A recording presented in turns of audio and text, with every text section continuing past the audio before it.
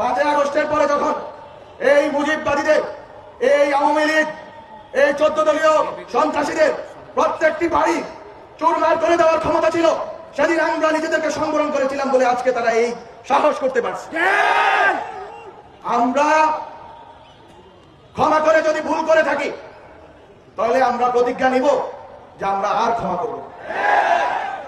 আমরা যদি দয়া দেখিয়ে, আমরা যদি মনে করে থেকেছিলাম যে আমরা এই দেশকে, এই দেশের ভিতরে রাজনৈতিক লড়াইকে, রাজনৈতিক দ্বন্দ্বকে এই দেশের ভিতরে মোকাবেলা করব, যারা এই দেশের বাইরে এই দেশের লড়াইকে নিয়ে গেছে তাদেরকে হুঁশিয়ারি করে দিতে চাই যে যদি এই দেশের লড়াই এই দেশের বাইরে যায় তাহলে এই দেশের মুক্তির লড়াইও এই দেশের বাইরে যাবে।